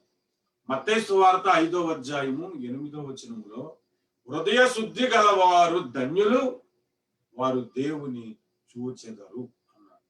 హృదయ శుద్ధి గలవారు ధన్యులు, వారు దేవుని చూచెదరు అన్నారు. అంటే హృదయము శుద్ధి చేసుకునుట వలన దేవుడు నీకు ప్రత్యక్షమవుతాడు. మీరు చూడండి, ఒక్కొక్కసారి దేవుడు మీకు ప్రత్యక్షం అవటానికి గల కారణాలు, దేవుడు మిమ్మల్ని దర్శించడానికి గల కారణాలు, ఆ దినములోని ప్రార్థనా జీవితం కానీ, నీ హృదయంలో శుద్ధి చేయబడటం బట్టి కానీ ఆ రోజు ప్రభు నిన్ను దర్శించే అవకాశాలు ఉంటాయి. హృదయ శుద్ధి నీకు ఉంటే దేవుని నువ్వు చూడగలుగుతావు. దేవదాసయ్య గారు ఆ వచనం పట్టుకొని అనేక మార్లు ప్రార్థించి హృదయాన్ని కడుగుకొని దేవుని చూసే ప్రయత్నం చేసి చివరికి దేవునితో మాట్లాడటం, ఆయన కన్నులతో చూడటం నేర్చుకున్నాడు. నేను కూడా దేవుణ్ణి చూసే అవకాశం భూమి మీద దేవుడు మనకి కలుగు చేస్తాడు. ఎలా కలుగు చేస్తాడు అంటే, నీ హృదయమును శుద్ధి చేసుకుంటే దేవుడు నీకు ప్రత్యక్షం అవుతాడు. హృదయ శుద్ధి గలవారు ధన్యులు, వారు దేవుని చూచేది. అసలు దేవుని చూడడం అంటే ఎంత భాగ్యం అండి, ఎంత ధన్యత. మీరు ఆలోచించండి. చాలా కాలం క్రిందట విశాఖపట్నంలో, నా చిన్నతనంలో ఒక సినిమా షూటింగ్ అవుతుందని అక్కడికి ఒక హీరో వస్తున్నాడని చెప్పి చాలా మంది డ్యూటీలకు వెళ్ళడం మానేసి, స్కూల్కి వెళ్ళడం మానేసి ఆ హీరోని చూడడానికి వెళ్ళిపోయి, అంత ఆతృత అన్నమాట.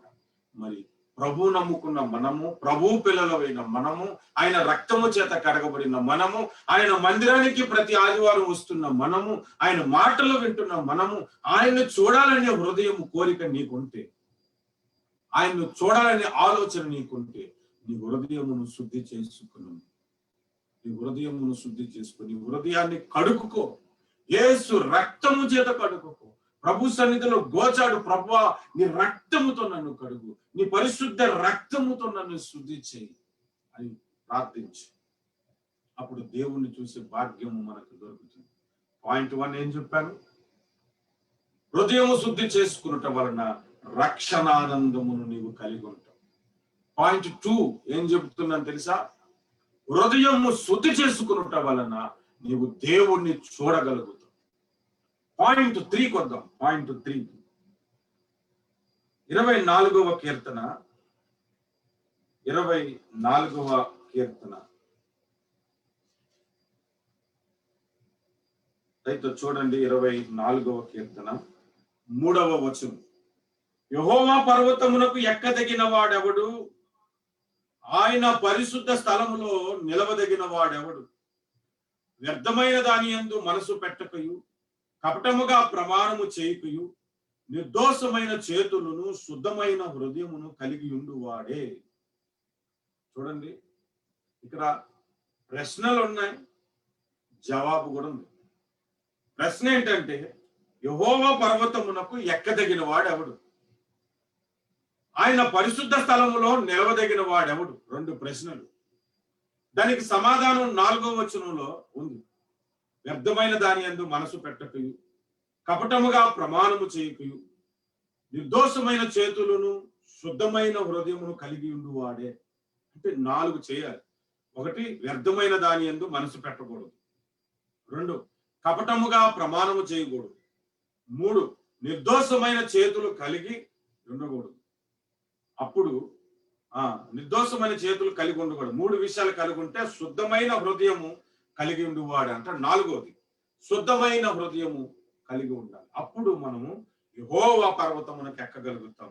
అప్పుడు మనము ఆయన పరిశుద్ధ స్థలములో నిలవగలుగుతాము. యెహోవా పర్వతం అంటే ఏంటో తెలుసా? అసలు ఆ పర్వతం ఎలాగుంటుందో బైబిల్లో మీరు ఎప్పుడైనా ధ్యానించారా?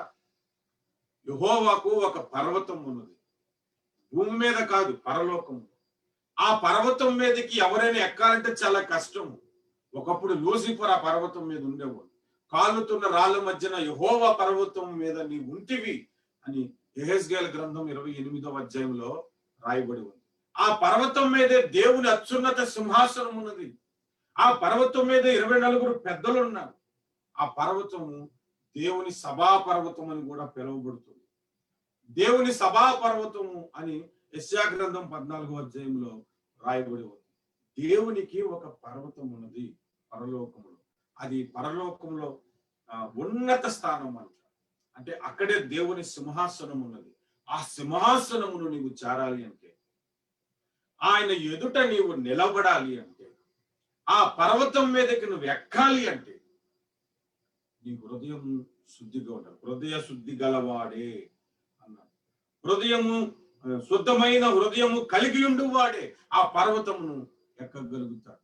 ప్రభునందు ప్రియులారా, మనం రక్షించబడి పరలోకం వెళ్ళట చాలా సులభమైన మార్గం. యేసును అంగీకరించి మనం కడుక్కొని, మన పాపాలు కడుక్కొని, మనకు తెలిసినంతలో భక్తి జీవితం చేసుకుంటూ వెళ్ళిపోతే మరణ గడియ తర్వాత పరలోకంలో నువ్వు ఉంటావు.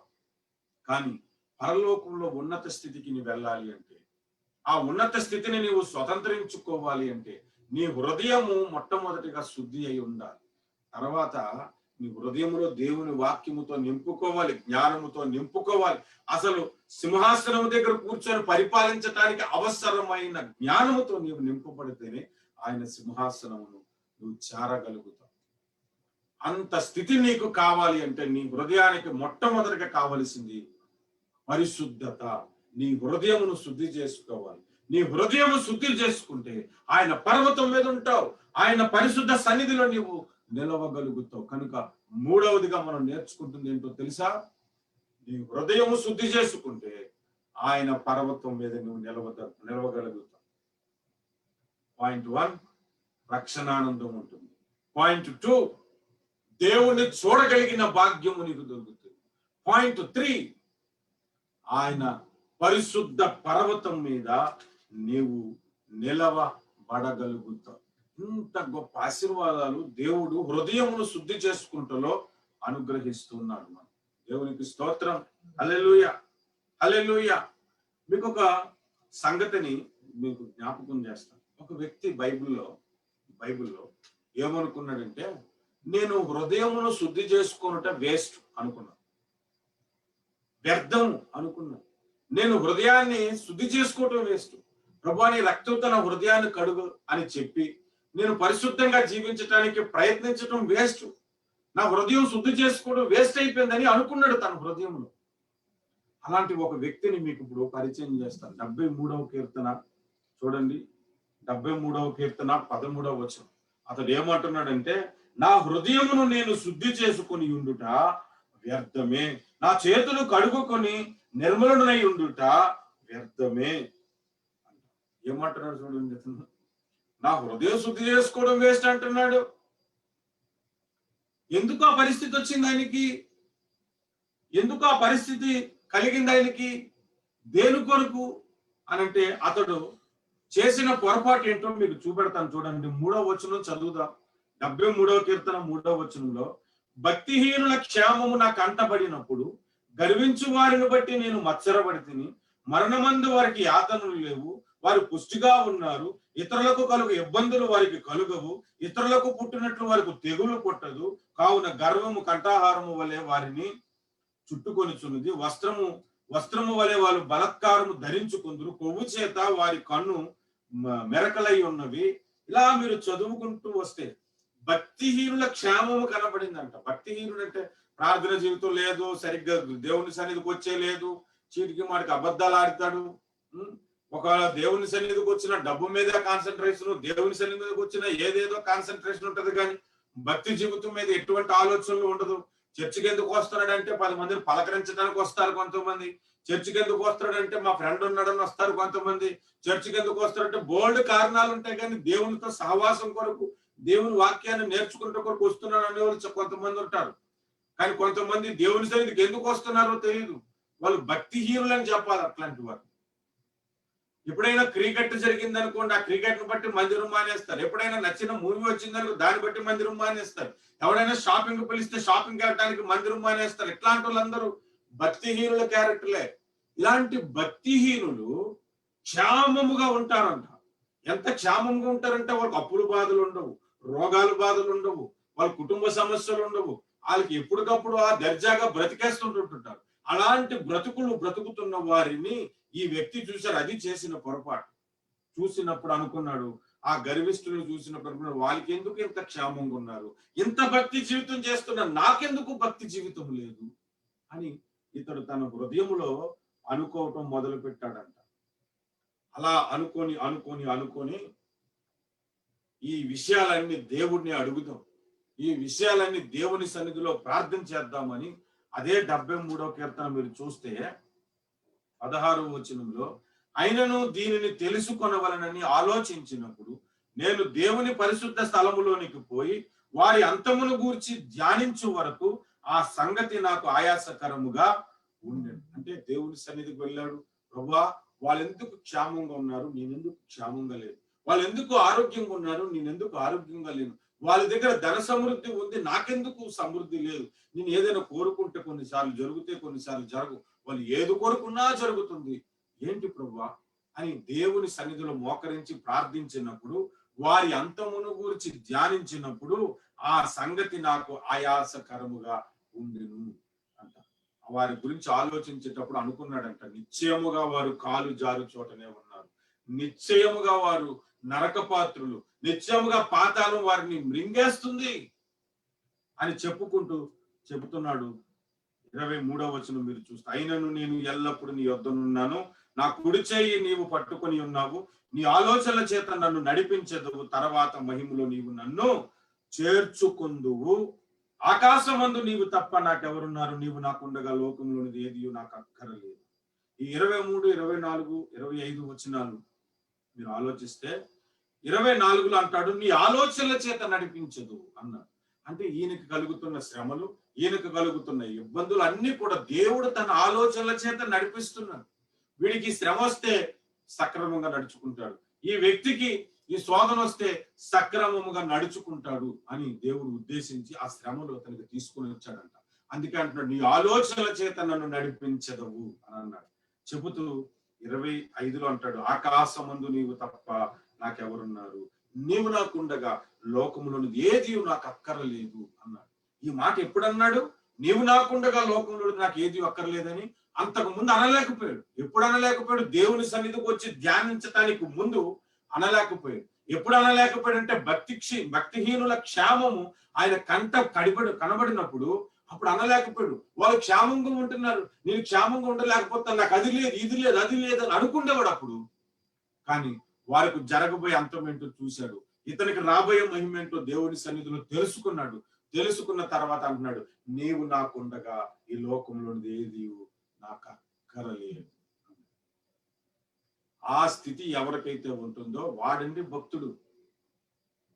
ఎంత ఆస్తి కలిగి ఉన్నా ఇది ఒక రోజు వదిలేసి వెళ్ళిపోవలసి వస్తుంది. దీని కొరక నా భక్తి జీవితాన్ని పాడు చేసుకోవాలి, దీని కొరక నా ప్రార్థన జీవితాన్ని పాడు చేసుకోవాలి, దీని కొరక నేను బలహీనుని అయిపోవాలి అని ఆలోచించుకొని, పరలోకం నాకు కావాలి, పరలోకమందు నా ప్రభు నాకున్నాడు, ఆకాశమందు దేవుడు నాకున్నాడు, ఆయన నా ప్రతి అవసరము తీరుస్తాడు, నన్ను ఆదరిస్తాడు, ఆయన ఆలోచనల చేత నన్ను నడిపిస్తాడు, ఆయన నాకు ఉండగా ఇంకేది నాకు అక్కర్లేదు అనుకునే స్థితి నీకు కావాలి.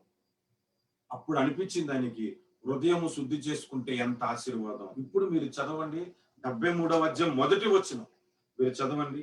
ఇశ్రాయేలుల ఎడల శుద్ధ హృదయుల ఎడల నిశ్చయముగా దేవుడు దయాళుడై ఉన్నాడు. దేవుడు ఇశ్రాయేలుల ఎడల శుద్ధ హృదయుల ఎడల నిశ్చయముగా నిశ్చయముగా నిశ్చయముగా దేవుడు దయాళుడై ఉన్నాడు. అంటే హృదయం శుద్ధి చేసుకున్నట వలన ఆయన మహిమలోనికి నువ్వు వెళ్తావు. ఆయన దయ సమృద్ధిగా నీవు పొందుకుంటావు. దేవునికి స్తోత్రం కలుగును. హల్లెలూయా. హృదయ శుద్ధి వలన రక్షణానందం, హృదయ శుద్ధి వలన దేవుణ్ణి చూచే భాగ్యము, హృదయ శుద్ధి వలన యెహోవా పరిశుద్ధ స్థలములో నిలబడగలుగుతావు, యెహోవా పరిశుద్ధ పర్వతమును ఎక్కగలుగుతావు. హృదయ శుద్ధి వలన ఆయన మహిమలో నిన్ను చేర్చుకుంటాడు. ఈ భూమి మీద కూడా సక్రమైన మార్గములో నిన్ను నడిపిస్తాడు. కష్టాలిచ్చి నడిపిస్తాడు, సుఖాలిచ్చి నడిపిస్తాడు. అన్ని విధాలుగా నిన్ను ఆయన స్వరూపములోనికి మలుచుకుంటాడు. కనుక హృదయ శుద్ధి చాలా ప్రాముఖ్యమైనది. హృదయ శుద్ధి కలిగి ఉండటానికి ప్రయత్నించండి. హృదయ శుద్ధి కొరకు ప్రయాసపడండి. ఇంతకీ హృదయము శుద్ధి కావాలి అంటే ఏం చేయాలి? ఏం చేస్తే హృదయం శుద్ధి అవుతుంది అంటే యేసు రక్తమును ఆశ్రయించినప్పుడు మన హృదయము శుద్ధి అవుతుంది. మనకు తెలిసిన వచనం. హృదయం ఇంకెలా శుద్ధి అవుతుంది అని అంటే దేవుని వాక్యముతో నీవు నింపుకున్నప్పుడు హృదయము శుద్ధి అవుతుంది. ఇంకా ఏ విధముగా హృదయము శుద్ధి అవుతుంది? అపోస్తుల కార్యాలు 9వ అధ్యాయం చూడండి. అపోస్తుల కార్యాలు 15వ అధ్యాయం 9వ వచనం ఉంది. అపోస్తుల కార్యాలు 15వ అధ్యాయం 9వ వచనం చూస్తే, వారు హృదయములను విశ్వాసము వలన పవిత్రపరచి అని కనబడుతుంది. అంటే విశ్వాసము వలన హృదయము శుద్ధి అవుతుంది. నువ్వు దేవుని సన్నిధిలో మోకరించి విశ్వసిస్తావు కదా కొన్ని విషయాలు. ప్రభువా, నువ్వు ఖచ్చితంగా ఈ ఉద్యోగం నాకు ఇచ్చేస్తావు, ప్రభువా ఖచ్చితంగా నాకు ఈ కార్యం చేస్తావు అని విశ్వసిస్తావు కదా. అదే విశ్వాసము శుద్ధ హృదయం కొరకు కూడా ఉంచు. ప్రభువా, నా హృదయాన్ని శుద్ధి చేయు దేవుడవు నీవే, నా హృదయాన్ని కడుగు దేవుడవు నీవే, నా హృదయాన్ని పరిశుద్ధపరచు దేవుడవు నీవే. నా హృదయాన్ని ఇమ్మని నీవు అడుగుతున్నావు. ఈ సమయంలో నా హృదయాన్ని నీకు అప్పగిస్తున్నాను. నన్ను శుద్ధి చేయి, నన్ను పరిశుద్ధపరచు అని ప్రభు సన్నిధిలో అడుగు. ఈ వర్తమానము కిందట ఆదివారం చెబుదాం అనుకున్నాం ప్రభు బల్లపు. కానీ ప్రభు కిందట ఆదివారము వాక్య పరిచయ కొరకు ప్రార్థన అనే సబ్జెక్ట్ మీద మాట్లాడమని చెప్పాడు. కిందట ఆదివారం ప్రిపేర్ అయినటువంటి వర్తమానము ఈ వారం చెప్పటానికి ప్రభు సన్నిధిలో అడిగాను. ప్రభు, ఈ వారం ఈ మాట చెప్పటానికి నాకు సహాయం చేయండి. ఈరోజు ప్రభు నడిపింపులో ఈ మాటను మీకు అనుగ్రహిస్తున్నాడు, నాకు అనుగ్రహిస్తున్నాడు. మనమందరము శుద్ధులము కావాలని దేవుడు ఇష్టపడుతూ ఉన్నాడు. అసలు మనం హృదయం శుద్ధి చేసుకున్నట వలన, మన హృదయములో పాపమును కడుగుకున్నట వలన మన దేహముతో పాపము జరగదు. జరగనప్పుడు తీర్పు దినమున ఆయన మెప్పు మనము పొందుతాం.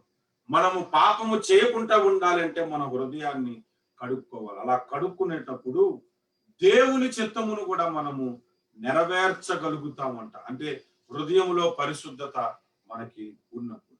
ఆలోచించండి, మీలో ఎంతమంది హృదయము శుద్ధి చేసుకోవాలని ఇష్టపడుతున్నారు ఈ రాత్రికాల సమయంలో? మీలో ఎంతమంది ప్రభువా నా హృదయమును కడుగు అని ప్రభు సన్నిధిలో ప్రార్థించాలనుకుంటున్నారు? మీకు ఒక అష్యూరెన్స్ ఇచ్చారు. హృదయములో పాపం ఉన్నా మీ దేహముతో జరగకపోతే తీర్పు దినాన నువ్వు లెక్క అప్పచెప్పవసరం లేదు. కానీ నీ హృదయాన్ని పరిశుద్ధపరుచుకుంటే దేహముతో చేసుకునే పాపాల నుంచి తప్పించుకుంటావు, ఆ ప్రమాదం నుంచి తప్పించుకుంటావు.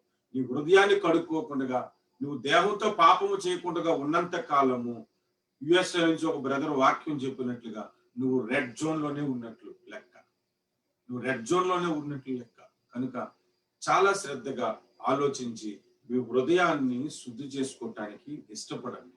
మీ హృదయాన్ని ప్రొటెక్ట్ చేసుకోవటానికి ఇష్టపడండి. నీ హృదయాన్ని కడుక్కోవటానికి ఇష్టపడండి. యేసు ప్రభు శాస్త్రులను పరిశీలను చూసి, మీరు గిన్నెను వెలుపట బాగా త్రోముదురు కానీ దాని లోపల త్రోమురు, కాబట్టి ముందు మీ అంతరంగమును శుద్ధి చేసుకునుడి అన్నాడు మత్తయి సువార్త 23వ అధ్యాయంలో.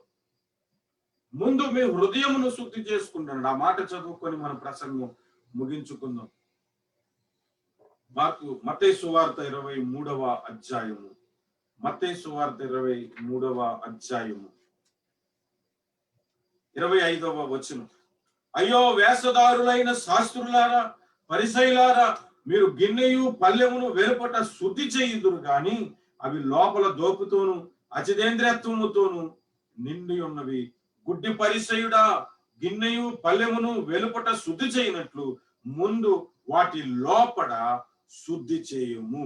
వాటి లోపడ శుద్ధి చేయుము అంటున్నాడు. అంటే వాటి లోపడ అంటే నీ హృదయము లోపడ శుద్ధి చేసుకో, నీ హృదయాన్ని కడుక్కో అని ప్రభు సెలవిస్తున్నాడు.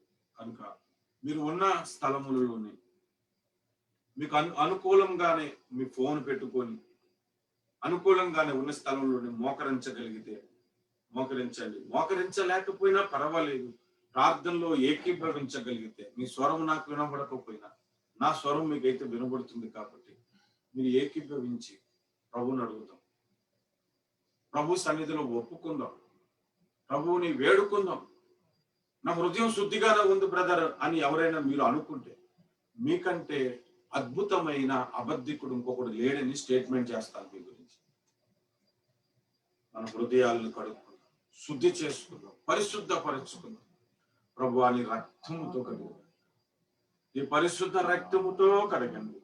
మా హృదయమును శుద్ధి చేయండి, మా పాపమును కడగండి, మా అతిక్రమమును కడగండి, మా అంతరంగమును శుద్ధి చేసి పరిశుద్ధపరచండి. పరమందున్న నా ప్రభువా నన్ను శుద్ధి చేయి, నన్ను కడుగుము నాయన, నన్ను కడుగుము. శుద్ధ హృదయం కలుగజేయుము, శుద్ధ హృదయం కలుగజేయుము. నాలో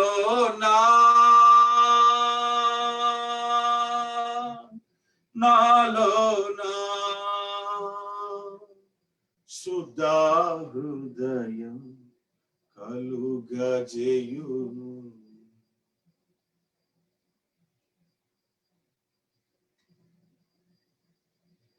దేవా నీ రక్తముతో కడగండి నాయన, నీ పరిశుద్ధ రక్తముతో కడగండి నాయన. నీ వాక్యముతో నా హృదయమును శుద్ధి చేయి. దావీదు భక్తుడు 119వ కీర్తన 11వ వచనంలో అంటున్నాడు, నీ ఎదుట నేను పాపము చేయకుండానట్లు నా హృదయములో నీ వాక్యమును ఉంచుకుని ఉన్నాను. ప్రభువా నేను పాపము చేయకుండా ఉండటానికి నీ మాటలు నా హృదయములో ఉంచాను, నీ సత్యము నా హృదయములో ఉంచాను. నీ యందు విశ్వాసము చేత నా హృదయమును కడుగుకొనటానికి సహాయం చేయి. మేము పాపము లేని వారమని చెప్పుకుంటే మమ్ములను మేమే మోసపరుచుకున్నాం. ఇదిగో లాక్డౌన్ సిచ్యువేషన్ లో మందిరానికి వెళ్ళలేని స్థితిలో, ఎవరికారు ఒంటరిగా ఉంటున్న స్థితిలో ఫోన్ ద్వారా ఎన్ని పాపాలు చేస్తామో ప్రభువా మీ రక్తముతో కడగండి. ఎంతమంది ఒంటరిగా ఉండి ఎన్ని తలంపుల చేత హృదయము చెడిపోయిందో నాయన నీ రక్తముతో కడిగి శుద్ధి చేయండి, పరిశుద్ధపరచ, పవిత్రపరచండి. నీ రక్తము చేత కడగమని వేడుకొంచున్నాం, నీ పరిశుద్ధ రక్తము చేత శుద్ధి చేయమని బ్రతుములాడుకొంచున్నాం. ప్రార్థనకి ఏకీభవిస్తున్న వారి హృదయాలలో మీ స్వస్థత దయచేయండి, రక్తముతో శుద్ధి చేయమని వేడుకుంటున్నాం. నీ రక్తాన్ని మేము ఇక్కడ ఆశ్రయిస్తున్నాం, పరిశుద్ధపరచండి, పరిశుద్ధపరచండి. మా హృదయాన్ని కడగండి నాయన, శుద్ధ హృదయమును కలుగు చేయండి. మా తలంపులు, చెడు తలంపులు అన్ని కూడా తొలగించమని ప్రార్థిస్తున్నాం. మా హృదయాన్ని మీకు అప్పగిస్తున్నాం ప్రభా, మా హృదయాన్ని మీ చేతులకు అప్పగిస్తున్నాం ప్రభా. ఇదిగో ఇది మొదలుకొని ఈ ప్రార్థన ఆశీర్వాదము ముగింపు ప్రార్థన అయినది మొదలుకొని మా హృదయము ఎల్లప్పుడూ మీతో ఉండాలి, మీ ఆలోచనలతో ఉండాలి, మీ తలంపులతో ఉండాలి, మీ పనుల మీద ఉండాలి. మీ కొరకే జీవించే హృదయముగా మా హృదయము మారిపోవాలి. అలాంటి స్థితి మాకు దయచేయండి. ఈ దినాల్లో అనేకులు వాక్యములో మర్మాల కొరకు పరిగెడుతున్నారు. ఈ దినాల్లో అనేకులు వాక్యములో ఆ ఈ సంగతుల కొరకు పరిగెడుతున్నారు ప్రభా. హృదయ శుద్ధిని గురించి మరిచిపోయారు నాయన. ఇదిగో ఒకసారి పరలోకము నుండి నీ స్వరమును నాకు వినిపింపజేసి వర్తమానమును పంపిస్తున్నాం.